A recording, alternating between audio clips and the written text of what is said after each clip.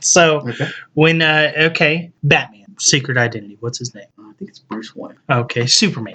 Is it Clark Kent? Clark Kent. Okay, we got Flash. Well, which Flash we talking about? Any of the Flash. Barry Allen. Okay, Barry Allen and Wally West. Okay, Marvel wise, you got Deadpool is Wade Wilson. Okay, Spider-Man. Miles Morales. Miles Morales. But most people. We have a friend who loves Miles Morales. Or Peter Parker. Or Peter Parker. Or Peter Parker. Or Miguel O'Hara. Now, with a lot of these, do you think it would help? I mean, because Spider-Man came out in 1962. It's 2016. You go along with the real world. I mean, Spider-Man would be dead. Oh, yeah. Right. And same thing with Batman. Some Batman came out, what, 40? And finally shown their age, and they've updated him, like Nightwing. He's no longer Robin. Well, it's funny because he started off as a teen in the 40s with Batman. Right. And has grown up to be the same age as Bruce Wayne, but yet Bruce Wayne still look the same. Right. I just feel that, some of the long-term fans would get frustrated if the Batman you knew of was no longer Bruce Wayne. But I think it would help also with not having to relaunch or reboot. Let him pass the torch to someone. Well, in a way, they did that in the pre-52 DC. Right. Because, Bruce got shot and everything, and Dick took over. And when he died, Dick Grayson took over. Right. And actually, people thought, oh, man, readers embraced it. They loved it. Mm-hmm. Because you had this character that you knew, watching him grow up, and everything, that he was going to become Batman eventually. And for him to finally step into that role after being Nightwing and becoming Batman, it was awesome. See, that's why, just stepping back a little bit, there were, I think, such a backlash for this character. Well, he was a little bit of a jerk, too, but going way back to where Bane broke Batman in the back. John Paul Valley. It wasn't Nightwing that stepped in for Batman. It was Azrael. Mm-hmm. And nobody liked that. We're like, well, why not Nightwing? What's going on with this? Yeah. Right. See, I think that would help a lot with not having to reboot, relaunch. Because now, I mean, you can basically regurgitate a lot of the storylines, which over 50, 60 years, it's been done. Unfortunately, they're doing that. I think read what you want to read. Yeah. If you love superheroes and stuff, great. I'm not dogging Marvel, I'm not dogging DC. There's still a lot of the books out there. Oh, yeah. I think Invincible is up to issue, 150-ish around there? Yeah. And it's a violence. It's a real world look at superhero, this guy's superhero. Invincible is a good read because it really has a different feel to it. It doesn't pull punches, but at the same time, it's got a lot of good humor in it. Mm-hmm. It really does. It's a really new, I don't know about new now, but when it first came out, really a different feel and look to a superhero. To me, it's surprising how much, because Valiant has really made big efforts. The new Valiant stuff. You've been really has reading been really good. New Valiant. Because they're 90s. You had Bloodshot. You had Eternal Warrior. Yeah. Ninjak. Yeah, Ninjak. Archer and Armstrong. Yeah, you had Archer. And they've taken all those and they've not really rebooted them, but kind of brought them back and really kind of kept the same characters. Degree from what I've is giving them a fresh coat of paint. Yeah. And actually, they're one of the few that I can think of right now, outside of one or two characters from Marvel and DC, that has a plus-size superhero in Faith. Yeah. So that's been really well. The book has gone to 3 printings, and actually, they're giving out 100,000 copies of the second print to retailers just to give out to their customers. So, I mean, like we've mentioned, the gimmicks, variant cut, all the constant reboots, the gimmicks, all that, the variants. That is what's driving the readers away. I don't blame them for going to Image or anything. No, I mean, and Image, of course, it does have variants as well. There's not a company out there that doesn't offer. No. Avatar, they do, like an iconic cover, then they do a Carnage cover, or maybe a full wrap or whatever. Eric Stephenson stood up at the Comics Pro retailer convention last year and said that they were going to do no incentive covers anymore at Image. Oh, wow. And they actually haven't, because any of the covers you would want, you can actually order them in the catalog. Now, I do know... Variant covers, though, it can sometimes make it expensive for the person who wants them. Like I said, you can still get the story at a cheap price. Mm-hmm. You're just looking for the cover. But at the same time, while it may make it expensive for them, it puts an artist, gives him a job. Right, it does, yes. So you got more artists having There's a lot of job. really cool variants. Yeah. It's kind of neat for, basically the company to tell the artist, let loose. What's your interpretation of this character or these two characters on a cover? Go. Some of them are kind of goofy. I'm not a fan of the coloring page ones. Most of all, to me, it's giving the artist work and giving multiple artists a paycheck. Yeah. So, it may be bad for some of the readers not able to get that cover at a cheap price. They can still get the story, but it keeps some artists in work. Just the biggest thing I'm worried about is the constant rebooting. Variants. Like you said, you can pick and choose. Right, yeah. It does stink if you buy a variant for $50 and 2 weeks later it's worth $8 kind of deal. We're talking about some variants and stuff. One of the things that one character has a couple of variants that are just and a favorite of mine. Kind of getting back to him, Moon Knight, that have just been going crazy, and I think this is fueled by rumors of him being in a possible TV series or movie. He's an underrated character, I think, but. Is his popularity increasing? His first appearance is just dramatically increased. It just really rose up. It dropped down a little bit, then started rising again. Which is Werewolf by Night 32. Werewolf by Night 32.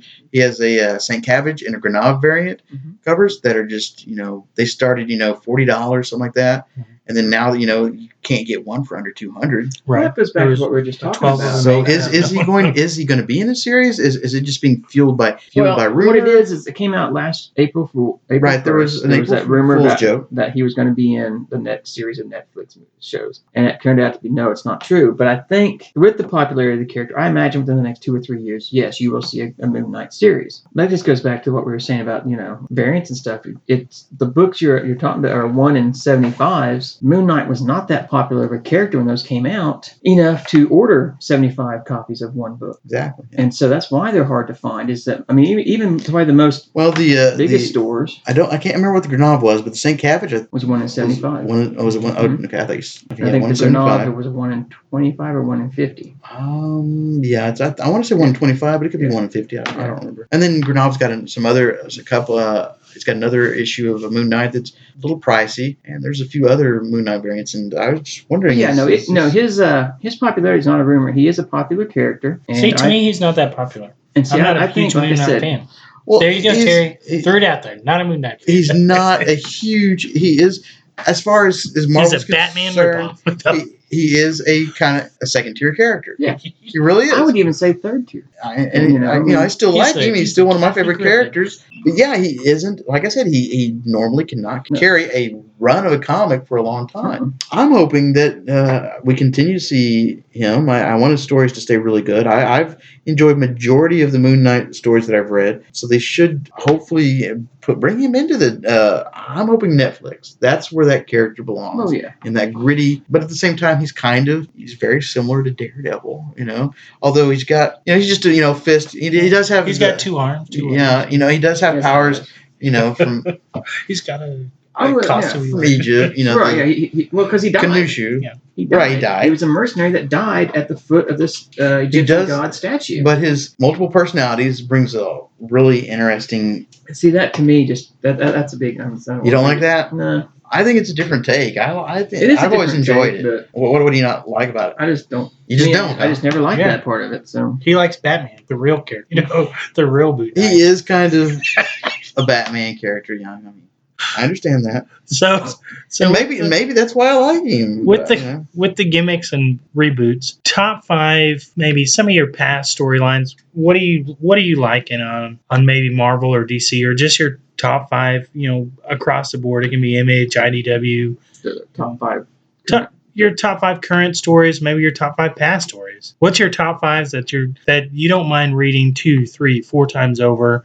Don't mind discussing. Maybe not top 5, maybe, or even top 3. I'd say that the first story arc of the Sandman. Okay. By Gaiman and Buckingham, I think it is. And it clicks it all in the first trade, so that's just what's awesome. But I can just sit down and read that. And in fact, I've read it multiple times. Killing Joke is a book I'll reread occasionally once in a while. Believe it or not, Death in the Family from Batman. Okay. That's one of those are really good. If you want to just pick up something, get a one-shot story, and it's really good, because what I'm getting ready to mention is the Elseworld stuff. They're not really tied into the continuity of the regular titles. Got them by Gaslight. Excellent read. That's one where they did Jack the Ripper, wasn't it? Jack the Ripper. In that one, yeah.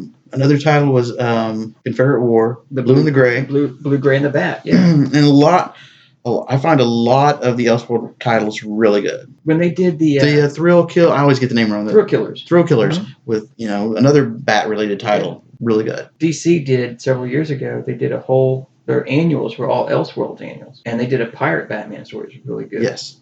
My favorite character, when we're talking about just favorites of all time, was The Question, and I got onto The Question when it was brought around. I think I was in high school around that time, and Denny O'Neil brought the character to a regular series, and I just fell in love with it.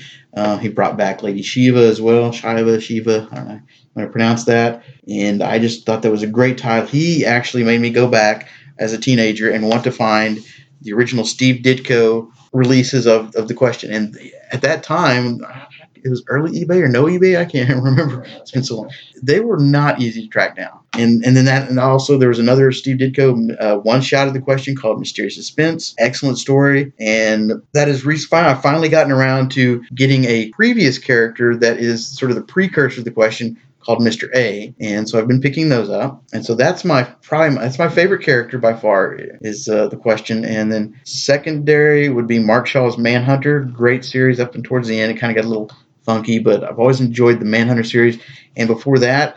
No, that was Simonson or Goodwin wrote it. Who was the artist on that? I do not remember who I was on the team. Ostrich? Because I know they... Ostrich or... Oh, not Ostrich, but... yeah. Mark Shaw's Manhunter. Yeah. The Paul Kirk... that's what I was saying. It was Paul Kirk Manhunter. That was the backup in the Batman... Right. Batman or Detective. Were actually, to me, better than the current detective stories at that time. Really, really good story. And they've collected all those. The Mark Shaw, not the Mark Shaw, but the Paul Kirk Manhunter. With the new ending. Yes, also with some new ending. Well, you can get it's been collected more than once. So They had a later one that had more stuff in it. You can get that collected. Just a top-notch read, well worth reading. And I would pick up the Mark Shaw Manhunters. You can get those just super cheap, great read. So those are two of my favorites. Favorite characters, titles that I've read. Along with, like we talked about a little bit, not in this particular podcast, but in earlier one, Mark Grell's Longbow Hunters and his run on Green Arrow. Another just awesome read. I can't think of anything else off the top of my head, but yeah, there's... Now, independent-wise, and including Image, and as far as independent, just because of their popularity, you follow Walking Dead. I do follow Walking Dead. I mean, I love horror-related titles, but I was not a big fan of zombies. Never have been. A friend of mine kept telling me I need to try it out. I finally tried it out and just breezed through all the trades at that time, and finally was able. It was early enough that I was able to go back and get all the issues, and got a pretty good deal of it. So Walking Dead's really good. Other current titles that are really good. Lazarus. I'm still reading Black Science. I still find that pretty good. Velvet's pretty good. Hey, Snot Girl just came out. Hey, I heard there's a second print of that. Second print of Snot Girl. I don't know if that's any good yet. Haven't got a chance to read it. If you're a fan of Scott Pilgrim, it is that artist and the writer. So, any underrated characters you guys think of right now that you would like? One character, I think he's probably... I consider him underrated, but he has been used. I say it's either one or multiples of them, actually. Like I said, he has been used quite often, but I still think he's underrated, and that's the Scourge. I would love to see the Scourge brought back. The old Captain America villain, isn't he? Well, anti-hero. Yeah, he didn't start off in Captain America, though. No, I remember there's that. Right, yeah, that was probably the most prominent in Captain America. But he would kill off superheroes. He also killed off a lot of bad guys too. If it is it was one single guy at first, but it could be multiple Scourges running around. We don't know. It could be a team. So I'd find out a little bit more about Scourge. I think he has some interesting stories. I'd like to see him brought back in something or multiple Scourges. That's one of my most underrated characters I'd like to see brought back. Now, I know there is a series that Marvel is coming out with Marvel Now that you're so excited. I believe you have 3 copies of the 4-issue miniseries Slapstick. Slapstick, yes. See, Slapstick is a hot pick right now. It could be. It could be. It could be. You better run out and get his first appearance. I do. It is Slapstick #1. I have that. Slapstick. Yes. It's a hot pick. It was just a fun story. In fact, I need to go back and reread it. And it was, see how this one is. Yeah. I mean, I think some of this Marvel Now will be good. As we said in one of the previous episodes, they're throwing all this stuff at the wall, and see what he could be the next Deadpool. Could be. Might be, Slapstick. He might cross over in everything. In fact, he has been a Deadpool because he's part of the Mercs for Money. That Deadpool started. Yeah. Well, very, very cool. Any other top picks? Any covers? Any issues that you guys are seeing on the rise? We know in a couple other podcasts before we talked about a lot of the movies that are coming out. You got your big ones with your Suicide, Harley Quinn, of course, Batman Adventures 12. You got Deadshot, which is Detective 474 or 475 is the first appearance. First modern. Yeah, first modern appearance. You got Katana is Brave and Bold 200. Yeah, I think it's anniversary issue. Mm-hmm. Any other covers you guys seen on the rise? Well, I think we mentioned this before with Guardians of the Galaxy. Some of those characters go back up, and also new characters. The first appearance of her. I don't remember if we mentioned that before, but look out for her first appearance, which is in Marvel Team Up. Marvel 2-in-1 161, and also Ayesha was in Incredible Hulk Annual 6, I believe. Annual 6, yes. Yeah, Annual number 6. It's a hot book right now. Mm-hmm. So any of those characters, and any characters we mentioned in another earlier podcast, Ego, Thor 132. Thor 132, yeah. First Ego, the living planet. Yeah. Yes, we were talking earlier about top current hits. Saga has been really well done. Yes. Now they're on issue 30? 36, 38, somewhere in there, yeah. And it's been really well done, well written, and the art's real nice too. Walking Dead has been good, yes. Now, Saga has brought a lot of readers to it that aren't your typical comic book collector. Yes. Would you want Saga to turn into a TV show? He says it couldn't be done. So it could not be done, the TV show. Now, the one title that keeps getting speculated to become a TV show or a movie, personally, I think it worked better as a TV show. I don't see how it'd be work as a movie.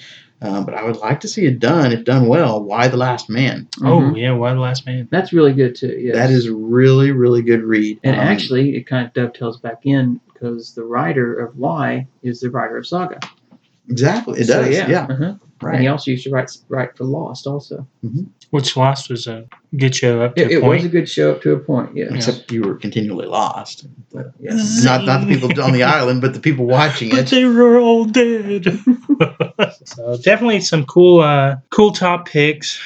Slapstick. Let's hope it's good for Captain Dalian. Yeah, you have multiple copies of Slapstick, don't you? Yeah, the original so Slapstick. If you need a copy of Slapstick, just contact Eric. I've got some few issues of Slapstick. It was a hard one to come by. But definitely, hopefully with some of the reshoots, rebooting, it would be nice as a comic book reader and for comic book readers for them to maybe scale back, do more of the miniseries on some of the extended part of their universes. Some of their mainstay characters keep with continuity, continue with the long spans of the story, but maybe pass it on. Passing the torch to a new Batman, to a new Superman. Spider-Man, he's been passed on. Peter Parker didn't need to be 112 years old, kind of deal. I mean, Superman's got to be, human years is at least he's probably 100, close to 100, because he came out 38. So maybe it's time that he hangs up the cape. I don't know how they age on Krypton, but or how they did. They didn't have the same sound, so they probably aged normally. I don't remember. I just looked that up to see how they aged on Krypton. To Kryptonian standards, so yeah, not normal for Earth standards. True. We're Earth 2 standards. Of the multiple universes. Well, I think that'll wrap up this show. We covered your gimmicks. We covered your reboots. We covered your top picks. We covered your Moon Knight. Moon Knight has to be forever mentioned now for the French tickler. Yeah, let us know about what you think about the reboots and the gimmicks that are currently going on in the market. How would you like to see those go away or maybe change, develop into something that better suits your needs. Now, you know what gimmick, though, I did kind of like that they did? What was it with Tim Drake when DC had all the people write in? No, it was Jason Todd. Jason Todd, that's who it was, not Tim Drake. Yeah, Jason Todd. Yeah. That would be kind of cool. I think if a character to die, yeah. See ya. Does Batman save him or let him die? Well, there was Bye. I'm drawing a blank. Bye, Jason Todd. Was it in Showcase where you would write in and give ideas for a particular character to be developed, and they would bring that character to life. Yeah, and a lot of those characters we've not seen because most of them are pretty bad, but it's an interesting idea. Yeah, it'd be kind of neat for that kind of gimmicky stuff. Yeah. I think a lot of readers. I think it would draw readers. It'd be definitely something. I don't think it was about. Showcase. I can't remember what they were featured in now. Maybe Timely back when you first started reading, or All Star. Terry's been reading a lot longer than any of us. Right. But anyway, that's going to wrap up this episode. Make sure you check out our website, collectorcon.org. Make sure you go to our YouTube channel, Comic Book Straight Talk. Subscribe. We upload all these podcasts there, and also iTunes and the website. YouTube, we're going to start developing possibly some comic book reviews, weekly review of probably 2 or 3 different issues. That way, kind of, if you miss an issue or two, you kind of get caught up. Again, for Comic Book Straight Talk, I'm the Knucklehead. Terry the French Tickler. Captain Dalian. All right, and we want to thank you for your time, and have a good day.